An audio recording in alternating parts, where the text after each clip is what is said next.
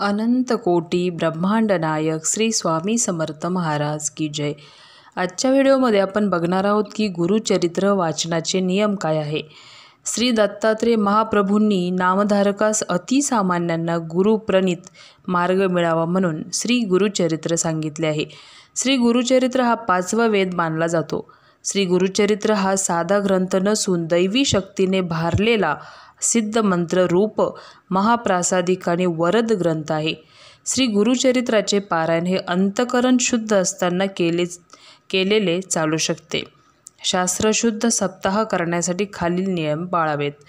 1 number आहे, श्री गुरुचरित्र सप्ताह करताना प्रारंभ शक्यतो शनिवारी व सांगता शक्यतो शुक्रवारी करावी, कारण शुक्रवार हा श्री नृसिंह सरस्वती महाराजांचा निजानंदाचा दिवस आहे। नियम 2, श्री गुरुचरित्र वाचण्यापूर्वी आदल्या दिवशी म्हणजेच शुक्रवारी 1 गाय व 4 कुत्रे यांना गव्हाच्या पोळीचा नैवेद्य खाऊ घालावा। 3रा नियम आहे, श्री गुरुचरित्र चे वाचन पूर्व किंवा उत्तर दिशेला तोंड करूनच करावे। वाचण्यापूर्वी रोज श्री दत्त महाराजांच्या फोटोची व पोथीची पूजा करून 1 माळ गायत्री मंत्र, 1 माळ श्री स्वामी समर्थ या मंत्रांचा जप करावा व श्री गणपती अथर्वशीर्ष वाचून पोथी वाचण्यास सुरुवात करावी। नियम 4 आहे, श्री गुरुचरित्राचे वाचन शक्यतो पहाटे करावे।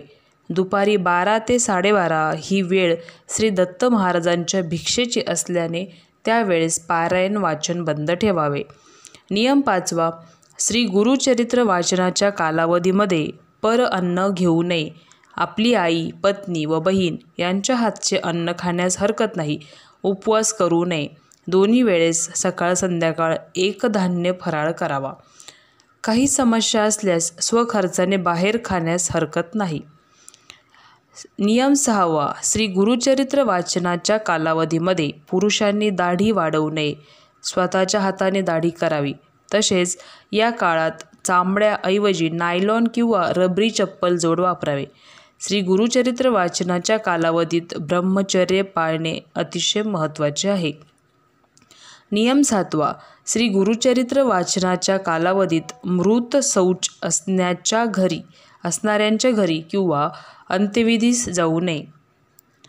स्वतःच्या कुटुंबात जर कोणी मृत पावले किंवा जनन शौच आले तर अशा वेळेस श्री गुरुचरित्र पारायण दुसऱ्यांकडून पूर्ण करून घ्यावे, अर्धवट सोडू नये। श्री गुरुचरित्र वाचनाच्या कालावधीत मासिक पाळी विषयक अशौच पाळू सांभाळावे। वेळोवेळी गोमूत्र शिंपडावे। नियम 8, सप्ताह कालावधीमध्ये रोज सकाळी व संध्याकाळी श्री गुरुचरित्राच्या पोथीस नैवेद्य दाखवून आरती करावी। रोज रात्री झोपण्यापूर्वी श्री विष्णू सहस्रनाम वाचावे। नियम 9, श्री गुरुचरित्र वाचण्याची पूर्वापार पद्धत। पहिला दिवस 1 ते 9 अध्याय वाचायचे असतात। दुसरा दिवस अध्याय 10 ते 21, तिसरा दिवस अध्याय 22 ते 29, चौथा दिवस अध्याय 30 ते 35, 5व्या दिवशी अध्याय 36 ते 38 वाचावे, 6व्या दिवशी अध्याय 39 ते 43 आणि 7व्या दिवशी अध्याय 44 ते 53 असे वाचावे। नियम 10, श्री गुरुचरित्र सप्ताह हा 7 दिवसांचे 1 पारायण या पद्धतीने करायचा असतो, परंतु 21 दिवसात 3 पारायण, 49 दिवसात 7 पारायण करावयाच्या देखील पद्धती आहेत। 7 दिवसांच्या सप्ताहाची 8व्या दिवशी सांगता करावी।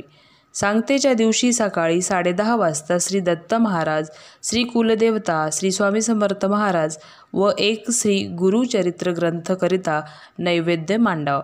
ग्रंथाचा नैवेद्य गाईला खाऊ घालावा किंवा स्वतः घ्यावा व मगच आपण भोजन करावे। श्री गुरुचरित्र वाचनाच्या कालावधीमध्ये सुद्धा आपल्या नित्यसेवेत खंड पडू देऊ नये। आणि 12वा नियम आहे, शक्यतोवर भूमिशयन करावे, म्हणजे कॉटवर झोपू नये। श्री गुरुचरित्र 3 दिवसीय वाचू नये। 1 दिवसीय पारायण फक्त दत्तधाम व राष्ट्र सेवेसाठी करावे। वैयक्तिक पारायण 7 दिवसांचे करावे। श्री गुरुचरित्राच्या निष्ठापूर्वक पारायणाने अनुभूतीपूर्वक साक्षात्कार होतो, हे या ग्रंथाचे वैशिष्ट्य आहे. दुःखितांना, वेगवेगळ्या प्रकारच्या शापितांना, असाध्य आजार झालेल्यांना आणि जारण मारण, भानामती इत्यादी ग्रस्त झालेल्यांना, पितृदोष असणाऱ्यांना श्री गुरुचरित्र एकमेव असे साधन आहे, जे आपल्या सगळ्या अडचणी, सगळे संकट दूर करतात. तर आजचे जे नियम आहेत ते तुम्हाला जर आवडले असतील तर आपल्या व्हिडिओला लाईक करा, चॅनलला सबस्क्राईब करा आणि व्हिडिओ पूर्ण बघितल्याबद्दल धन्यवाद.